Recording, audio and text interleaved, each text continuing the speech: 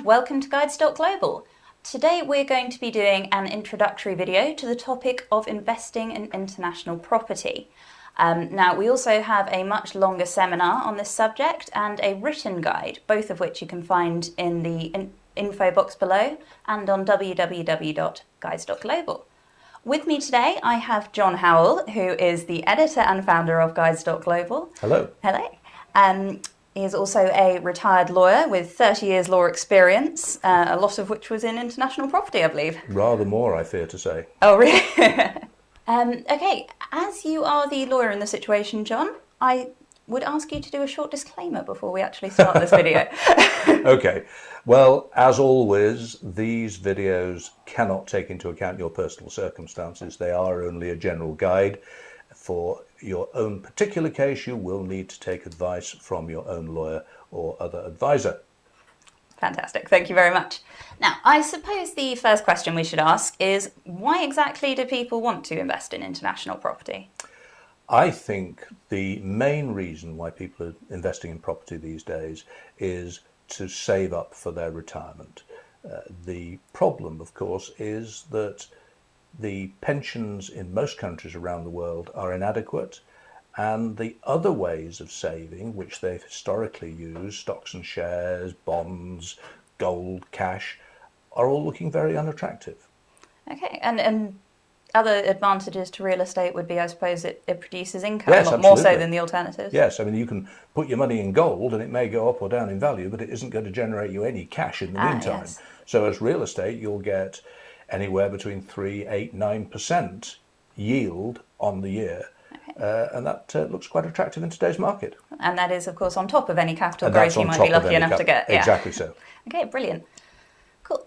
So next, I think we need to go through the process of investment. And that should start with things you should think about before you even start looking for property. Yes. What would we need to think about? I think this is really important, and most people don't listen to this and they don't follow it, but you must start your preparation before you get on the aeroplane looking at houses. Going to look at houses is the very last stage in the process. So before you do that, you need to be thinking about what is your strategy, who should be the legal owner of the property, what type of property you're going to buy, and a host of other issues, all of which we cover in much more detail in the seminar. Okay, brilliant. Anything else you need to think about while you're preparing here? Property management, anything? Yes, I mean, obviously, if you're going to own a property and you want it to generate some revenue, someone's going to have to look after it, someone's going to have to collect the rent, someone's going to have to clean it, repair anything that breaks and so on. So you need to think about how you're going to do that. And in some cases, that could be you doing it yourself if you live nearby. In other cases, it could be a professional property management company. In other cases, it could be a friend who lives nearby who's prepared to do this and maybe earn a little bit of money. Sometimes you might decide to do part of the work yourself, for example, using one of the online rental programs, and have someone locally who's only going to do the maintenance and repair and cleaning and welcoming and so on. So lots of options there.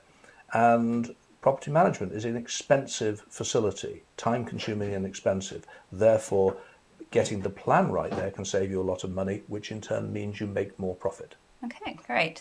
Right, now, in your main seminar, you came up with 15 key questions. Yes, frightening, isn't it? Yes. I'm afraid to say we don't have time to cover all 15 today. So I wonder if you could pick out the most important ones that people absolutely need to know if they don't have time to watch the full thing. Okay.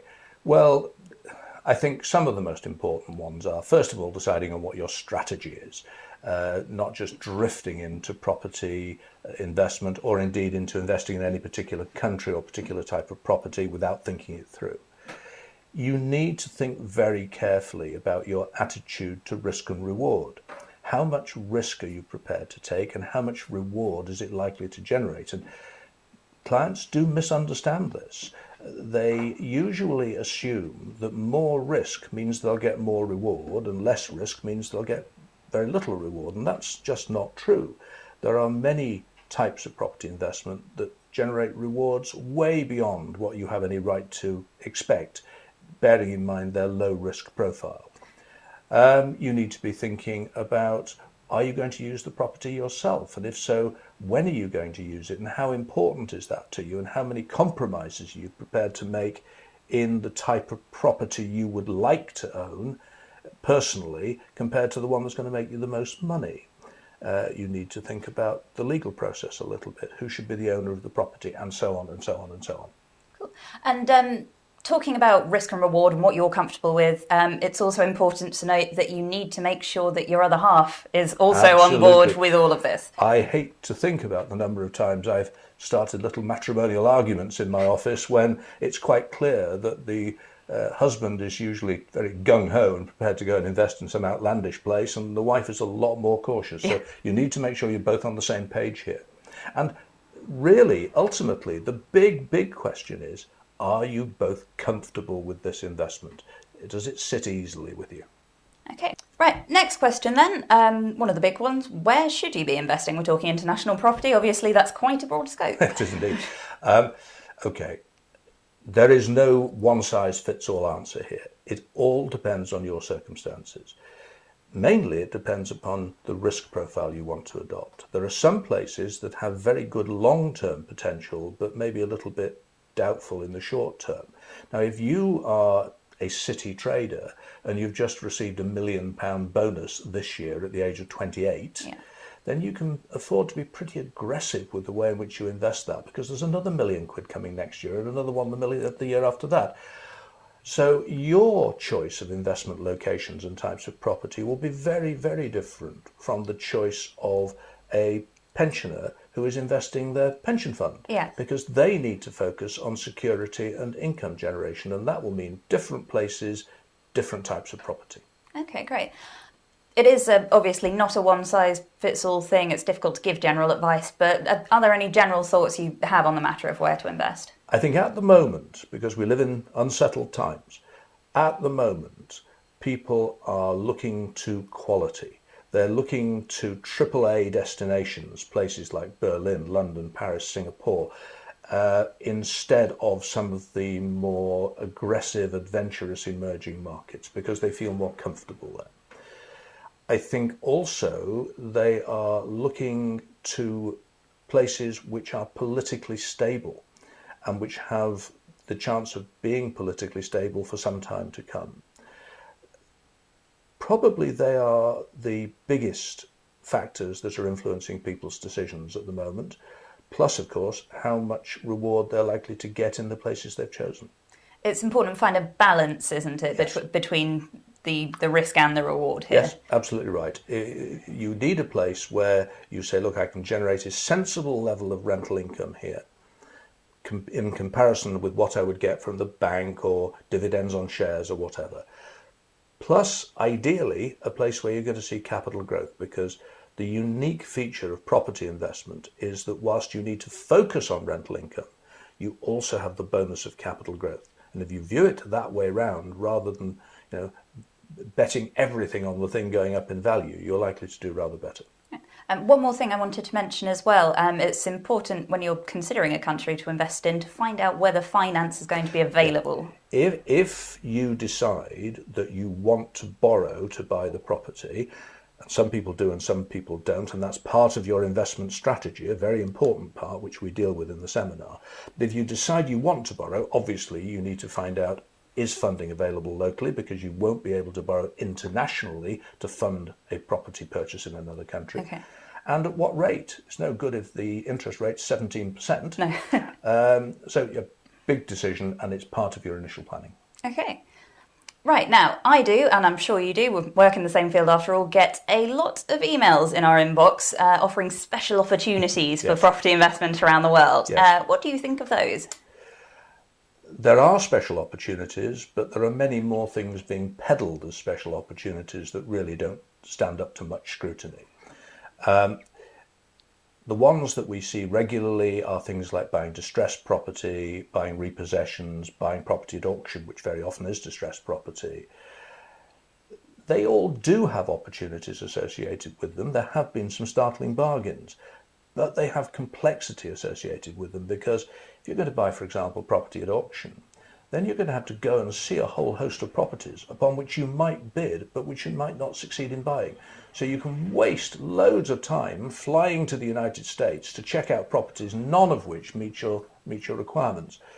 Plus, you're going to have to pay someone to go to the auction, plus do all sorts of other stuff. So my view generally is that estate agents have access to all those properties. Okay. So you're generally, in my view, better off dealing with an estate agent who can pre-filter the stuff for you, who can tell you that that one's not worth going to because the area is somewhere you're not likely to survive for more than 10 minutes, or it's an area of town that's derelict, or whatever it might be. Help you focus on the things you need to know.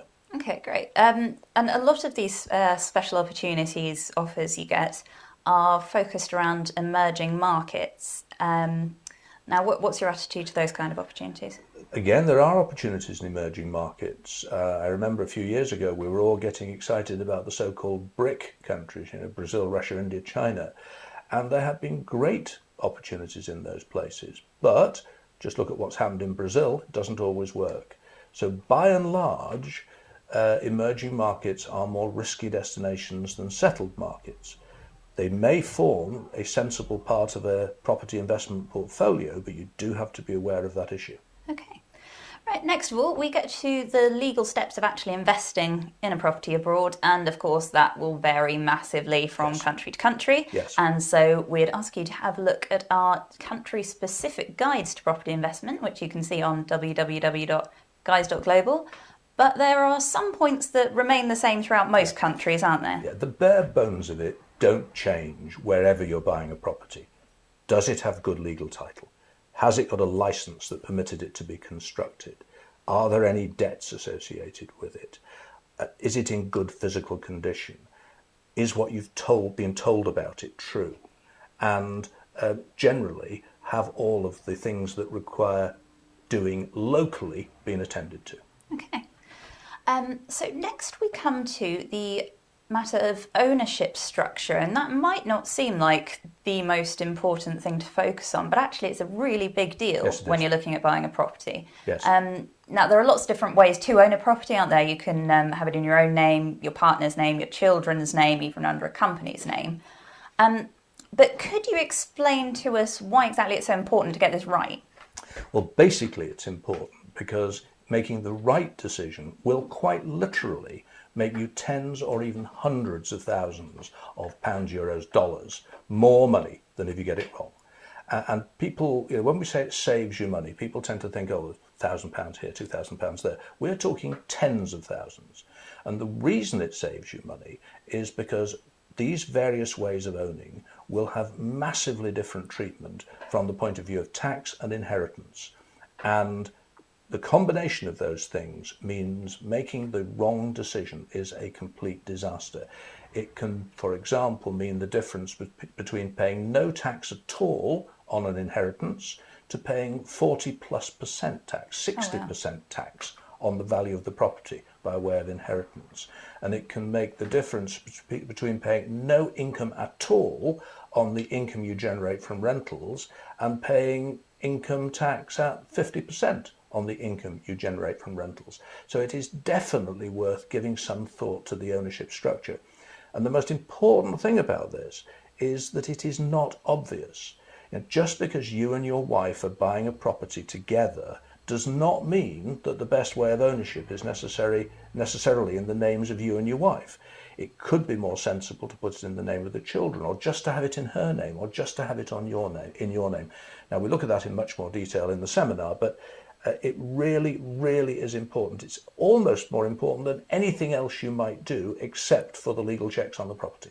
And is this something you could go to your lawyer and ask about to find out what Yes. would be the right one for you? Yes, if you're buying a property, part of the advice you should be seeking from your lawyer is advice about the best form of ownership in your circumstances. Okay, brilliant.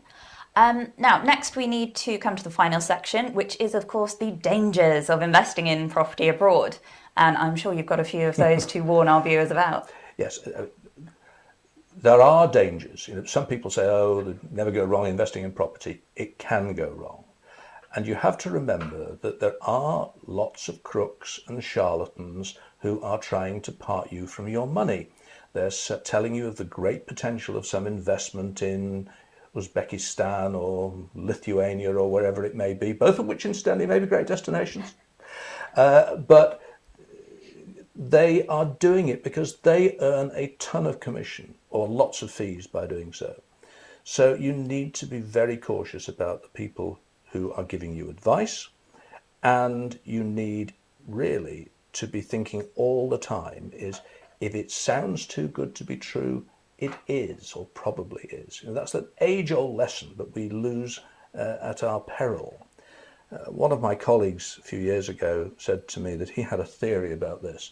He thought that it was the aroma in the jet fuel, and that as soon as you got off an aeroplane at a foreign airport, your brain was numbed for 7 days because of the effect of this fuel, and that therefore you could be persuaded to do anything. Well, use your common sense. Don't lose sight of it. Okay. Any more big dangers we need to think about? I think mainly the dangers are believing what you're being told. The only safe assumption is that whoever's telling you it, apart from your lawyer, is lying. That doesn't mean to say they are. There's a lot of really reputable, reliable, honest, hard-working agents out there. But if the agent tells you it's a 10-minute drive to the coast, check it. Right. So don't listen to everything you're told. Check out the stuff that's important. Never, ever omit doing the legal check. Sometimes the agent will say to you, oh, you don't need to bother. We don't do checks in this country. It's all fine. The notary does everything. Never omit doing the legal checks. And don't leave your common sense behind. Okay, brilliant. Thank you very much, John. My pleasure. Again, please do watch our much longer seminar on this when you have the time. It's full of lots and lots of information that's really important if you are going to invest in property abroad. We also have hundreds of video and written guides on all aspects of moving, investing, working abroad on www.Guides.Global. If you've enjoyed this video, please like it and follow our channel. And whether you do that or not, we hope to see you again soon. Thank you.